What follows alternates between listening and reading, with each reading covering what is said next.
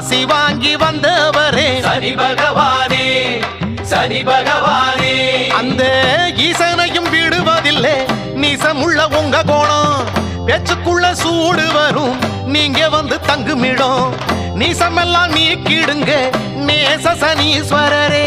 குளிர்ச்சி அடைஞ்சிடுங்க எள்ளு சாதம் படையலிலே திருநள்ளாறு சனீஸ்வரா திருப்பம் தரும் நல்லீஸ்வரா சனி பகவானே சனி பகவானே